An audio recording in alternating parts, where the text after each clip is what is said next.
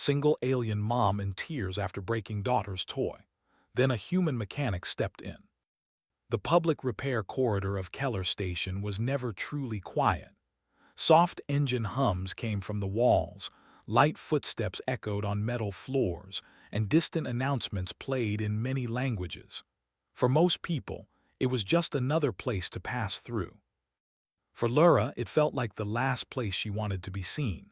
She stood near a closed maintenance bay, holding a small object in her four-fingered hands.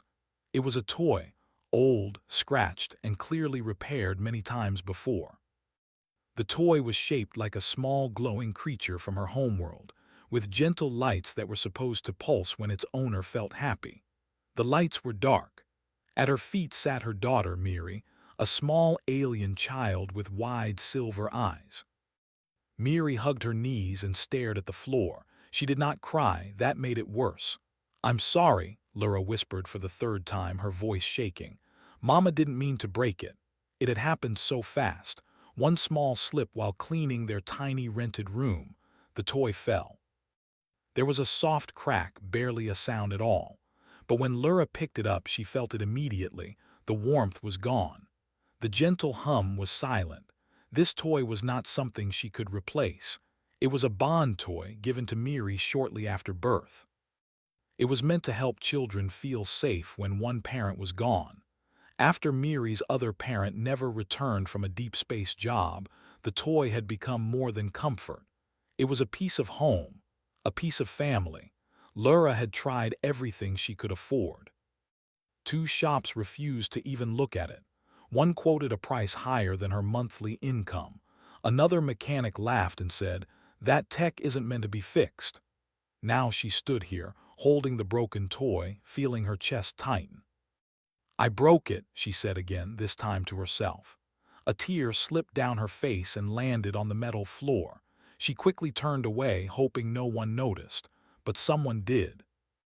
Inside the open maintenance bay nearby, a human mechanic sat on a low stool, wiping grease from his hands.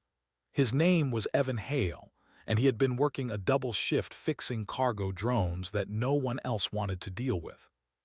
He had noticed the alien mother and child the moment they stopped nearby.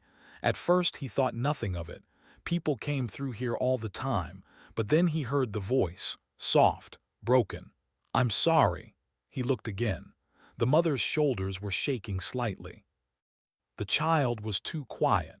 Humans were good at noticing things like that. It was one of their strange talents. Evan stood slowly and leaned against the doorway of his bay, not wanting to scare them. He watched as the alien mother stared at the toy like it was something fragile beyond repair. He didn't know what the toy was. He didn't know how it worked, but he knew that look.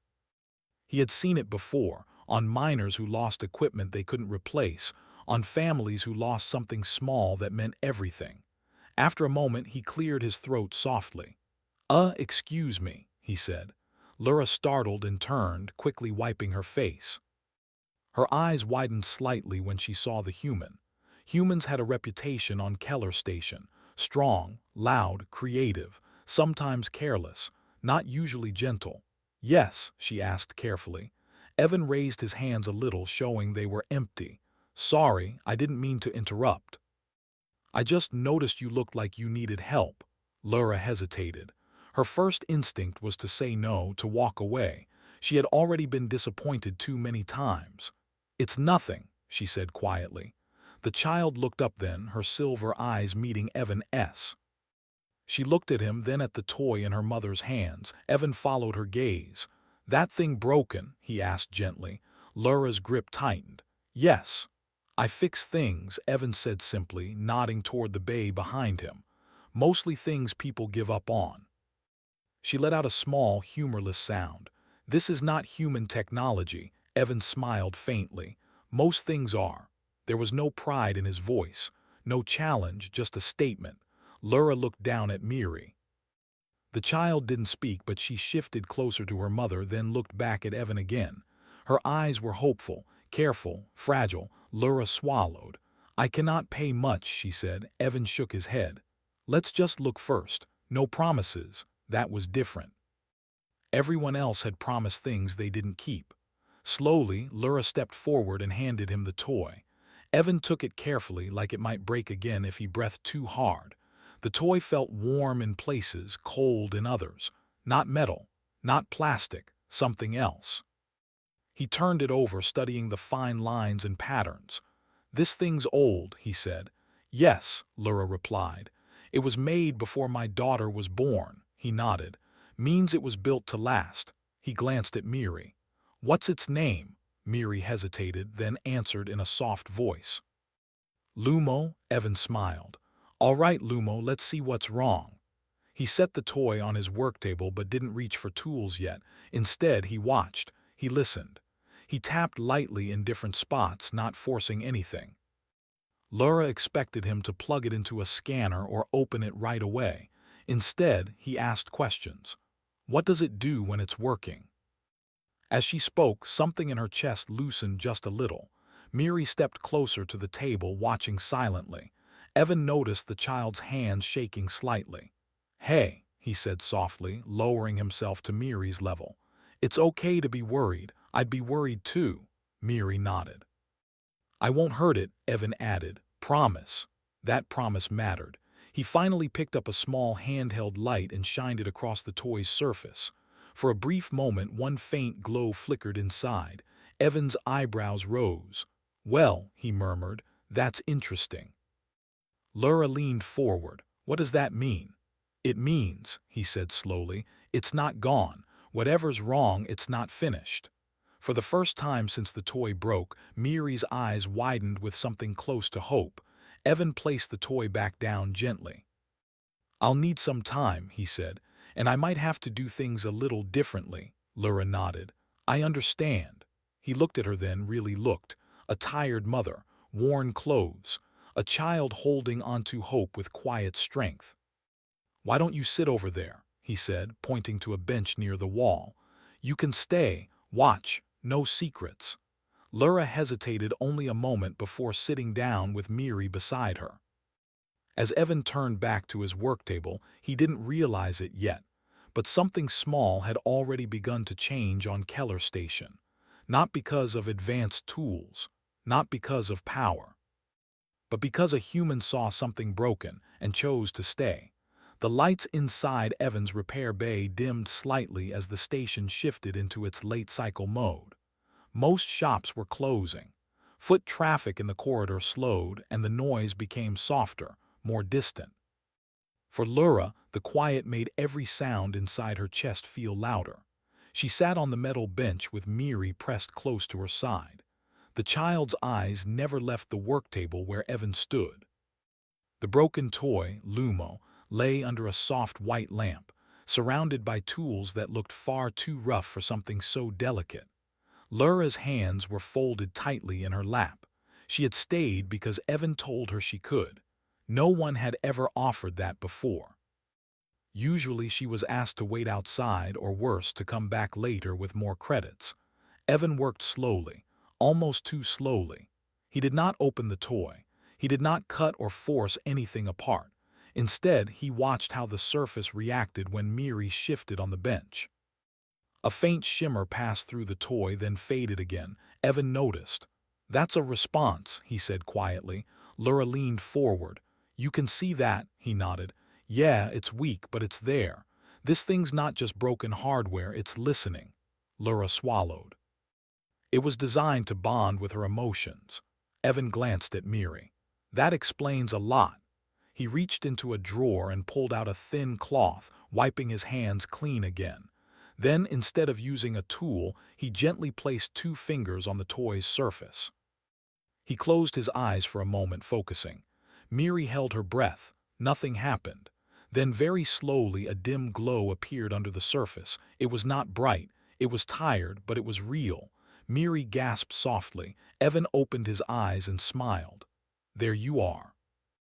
Lura felt tears sting her eyes again, but this time they were different. These were careful tears, hopeful ones. Still, she forced herself to speak. "Other mechanics said it could not be repaired." Evan shrugged. "Most mechanics try to fix things fast. This doesn't want fast." He straightened and finally picked up a small scanner. The device beeped softly as he passed it over the toy. "This tech's old," he said. "Really old, but it's smart. It's built to grow, not just run." "That makes it expensive," Lura said quietly. "That makes it stubborn," Evan replied. A few passing station workers slowed when they saw the human working on alien tech. Some whispered. One shook his head and muttered something about humans being reckless. Evan ignored them. He reached under the table and pulled out a small box filled with odd items, wire scraps, tiny connectors, pieces of material that didn't match any single system. "This is my problem-solving box," he explained, noticing Lura watching. "Bits from things that couldn't be fixed." Lura tilted her head. "Why keep them?" Evan smiled faintly. "Because sometimes they're exactly what you need." He selected a thin, flexible strand and held it next to the toy. The toy reacted immediately, glowing slightly brighter. Miri sat up straight. "It likes that," Evan said. He didn't attach it yet. Instead, he turned to Miri. "Can you come here for a second?" he asked gently. Lura stiffened. "Miri, it's okay," Evan said quickly. "I just want her close, that's all." Miri looked at her mother. Lura hesitated, then nodded. Miri stepped up to the table, standing on her toes to see. Evan lowered the toy so it was closer to her. "Can you hold your hands near it? Don't touch, just close." Miri did as he asked. The glow grew stronger. Lura covered her mouth. Evan exhaled slowly. "Yeah, that's the core link. It's reacting to her presence." "What does that mean?" Lura asked. "It means the toy didn't break because it fell," Evan said. "It broke because it lost connection, probably felt abandoned or damaged." Lura's chest tightened. "Like her?" Evan looked at her, surprised by the words. Then he nodded once. "Yeah, like her." He carefully placed the flexible strand against the toy and secured it without cutting into the shell. The glow stabilized, no longer flickering. Miri smiled for the first time in days. But then the light dimmed again. Evan frowned. "Not enough," he murmured. "It needs something more." He stepped back and rubbed his chin. "This isn't about replacing parts. It's about helping it remember what it's for." He looked around his bay, then at Lura. "Can you tell me about where you're from?" he asked suddenly. Lura blinked. "Why?" "Because this thing was made there," he said. "And sometimes stories matter." She hesitated, then began to speak. She talked about warm skies and floating lights, about community halls and shared meals, about how bond toys were given during welcome ceremonies. As she spoke, Evan noticed the toy responding. Small pulses, gentle waves of light. Miri leaned against her mother, listening. Evan worked while Lura talked, adjusting tiny elements, reinforcing connections without forcing them. He added nothing that didn't belong. He adapted instead of changing. A station supervisor paused at the entrance, watching silently. "This human is modifying emotional tech," the supervisor whispered to another worker. "That's not standard." "No," the other replied, "but it's working." After nearly an hour, Evan stepped back. "Okay," he said, "moment of truth." He placed the toy gently in Miri's hands. At first nothing happened. Miri's smile faded. Then slowly warmth spread through the toy. Soft light bloomed brighter than before. The familiar gentle hum returned, steady and calm. "Lumo," Miri whispered. The toy pulsed in response. Lura let out a sound that was half laughter, half relief. Tears streamed freely now. Evan watched quietly, stepping back to give them space. But then he noticed something new. The toy adjusted its glow, changing patterns. It was learning, adapting. "That's new," Evan murmured. Lura looked up. "Is that bad?" He shook his head. "No, it means it's growing again." The supervisor frowned. "That toy's behavior is exceeding its original parameters." Evan met the alien's gaze calmly. "So do kids." The supervisor said nothing more and walked away. Lura held Miri tightly. "Thank you," she whispered. Evan smiled, but his eyes stayed on the toy. "I'm not done yet," he said. "It's stable, but it could be better, stronger." Lura's heart skipped. "You can do more." "I think so," he replied. "But it'll take time." Miri hugged Lumo close, its light reflecting in her eyes. For the first time since her mate was lost, Lura felt something she thought was gone forever. Not just relief, possibility. And somewhere in the station's quiet systems, unnoticed by most, a small change took root. A human mechanic had repaired a bonded alien toy, not just repaired it, but improved it. Some said the toy now reacted faster. Others claimed it had become more aware. Most didn't believe it at all. Evan didn't care about the rumors. He cared about the work. His repair bay was quiet when Lura and Miri returned. The station lights were brighter now, and the toy in Miri's arms glowed with a soft, steady warmth. It hummed gently like it was alive. Evan smiled when he saw them. "Looks like Lumo slept well," Miri nodded. "It didn't turn off," she said proudly. "That's a good sign," Evan replied. Lura bowed her head slightly, a gesture of respect from her culture. "We came because you said there was more you could do." Evan gestured them inside. "Yeah, I want to make sure it stays strong." Bonded tech is tricky. It changes as the child changes. He shut the bay door behind them more for privacy than security. Lura noticed new tools on the table, not expensive ones, just simple things, wires, soft pads, memory chips that looked old and reused. "You don't use standard kits," she observed. Evan chuckled. "Standard kits assume everything works the same way. People don't." He placed Lumo on the table again. The toy glowed in greeting. Evan paused. He didn't touch it right away. "Before I do anything," he said, "I need to know something." Lura stiffened. "What?"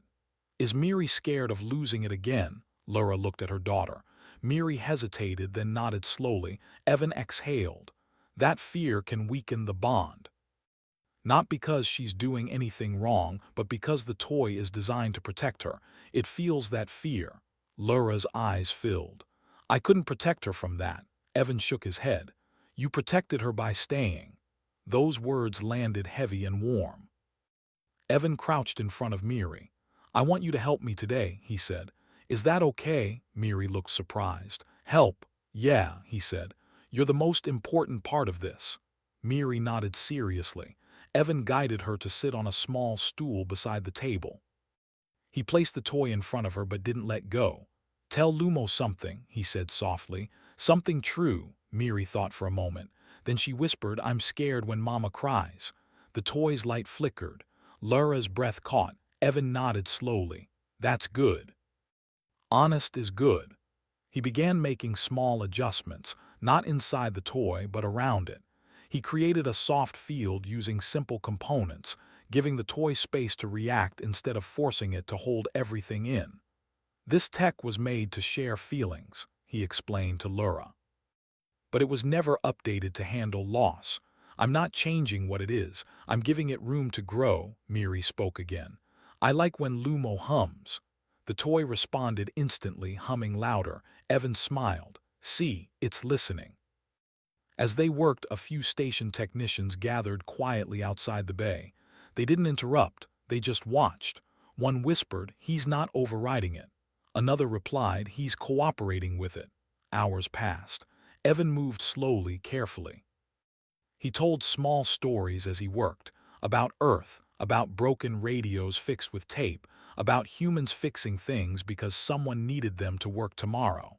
Lura listened, realizing something important. Evan wasn't treating the toy as equipment. He was treating it as family. At one point the toy's light dimmed suddenly. Miri gasped. Evan froze. "Okay, that's fine, that's okay," he said calmly. He didn't rush, he didn't panic. "Sometimes things need to rest," he said. "Even machines." Miri nodded, trusting him. After a long moment the light returned stronger. The technicians outside exchanged looks. "This violates repair protocols," one murmured. "It violates expectations," another corrected. Evan finally stepped back. His shoulders sagged slightly. "That should do it," he said. Lura stood, heart pounding. "Is it safe?" Evan nodded. "Safer than before. It can now adjust as Miri grows, emotionally too." Miri reached out and hugged the toy. It responded with a warm glow that wrapped softly around her hands. She laughed, a clear, bright sound. Laura broke down completely then, sinking onto the bench as quiet sobs shook her body. Not from pain, from relief. Evan gave her a moment. Then he knelt beside her. "You didn't fail her," he said quietly. "You asked for help." Laura looked up. "In my culture, asking for help is seen as weakness." Evan smiled gently. "In mine, it's how we survive." The station supervisor returned, flanked by two officials. "That device is now exceeding original design limits," the supervisor said. "It may require registration." Evan stood slowly. "It's a child's comfort toy." "It is advanced emotional tech," the official insisted. Evan crossed his arms. "So is a lullaby." The officials hesitated. Laura stood beside Evan, clutching Miri close. She was no longer afraid. After a long pause, the supervisor stepped back. "We will observe." They left. The bay felt lighter after that. Miri tugged Evan's sleeve. "Thank you for fixing Lumo." Evan shook his head. "I didn't fix Lumo. You did." Miri frowned, confused. "You taught it how to keep going," he said. As they prepared to leave, Laura offered a small pouch of credits with shaking hands. Evan gently pushed it back. "Save it for food or a bigger room." Laura's voice trembled. "Why would you do this?" Evan thought for a moment. "Because someone once fixed something for me when I had nothing to give." That was answer enough. As Laura and Miri stepped back into the corridor, people watched with new eyes. The toy glowed brightly. The child smiled. And behind them, in a small repair bay, a human mechanic quietly reset expectations across the station. Keller Station did not change loudly. There were no announcements, no ceremonies, no official notices sent across the stars. Instead, it changed quietly. It began with small things. An alien elder brought a cracked memory bracelet to Evan's repair bay. A station nurse asked if he could look at a child's learning orb that had stopped responding. A trader waited patiently with a tool that reminded him of home. Evan never turned them away. He didn't advertise, he didn't raise prices, he didn't promise miracles. He just stayed. Laura noticed the change first. Days after Lumo's final adjustment, she walked through the station corridors with Miri beside her. The toy glowed softly in the child's arms, its hum steady and calm. Miri walked taller now. She smiled at strangers. She slept through the station's night cycles without waking in fear, and people noticed them. Other parents paused. They looked at the glowing toy, then at the child's calm face. "Is that the human's work?" someone whispered. Laura nodded. Soon she found herself answering questions, not about cost, not about technology, about kindness. "He listened," she told them. "He did not rush. He did not treat us like a problem." The word spread faster than any official message.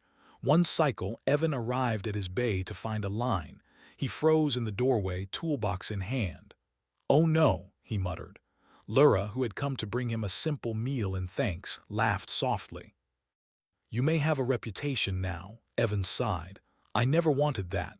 "You earned it," she replied. He worked longer hours after that, but he didn't look tired. Something about the work gave him energy, purpose. He fixed toys, memory stones, old communication devices that carried voices of loved ones long gone.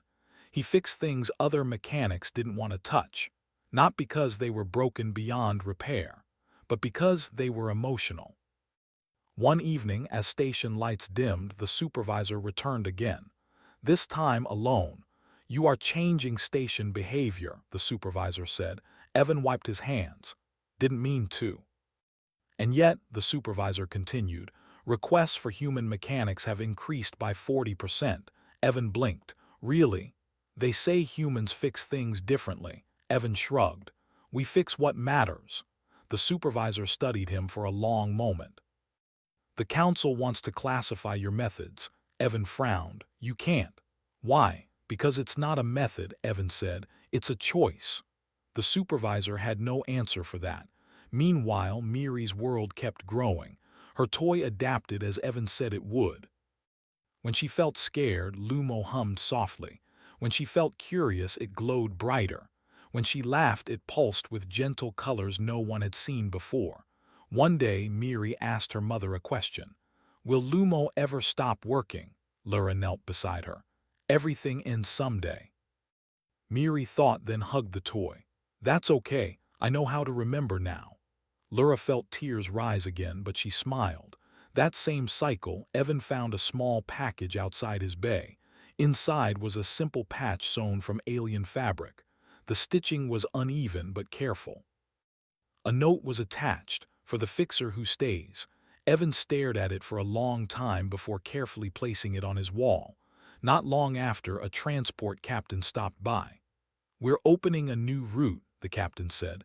"Long travel, families on board. We want a human mechanic." Evan hesitated. He looked around his bay, at the people waiting, at Lura and Miri who had come just to say hello. "I can't leave," he said quietly. The captain nodded. "We understand."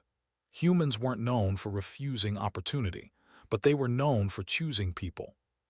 On Miri's next growth cycle celebration, Lura invited Evan to their small room. There was simple food, soft lights. Other families attended. When Miri presented Lumo to him proudly, the toy glowed warmly. Evan knelt. "You've grown." "So did Lumo," Miri replied. "And so did you," Evan said. Lura raised a glass. "To humans," she said softly, "who fix what others ignore." Others echoed the words. Across the station, stories traveled outward, not about strength, not about weapons or ships. About a human who fixed a child's toy and reminded an entire station what care looked like. Weeks later, the council released a quiet report. Human engineers demonstrate unusual success with emotionally bonded systems. They did not understand why, but parents did. Children did. Those who had lost something did. One evening, as Evan closed his bay, Miri ran up and hugged his leg. "Are you going to fix things forever?" she asked. Evan smiled and crouched. "As long as there are things worth fixing." Miri nodded seriously. "Then I'll help," he laughed. "Deal?" As they walked away, Lumo glowed brightly, its hum steady and strong. And far beyond Keller Station, among countless stars, a simple truth began to take hold. Humans were not the strongest species. They were not the oldest. They were not the most advanced. But when something broke,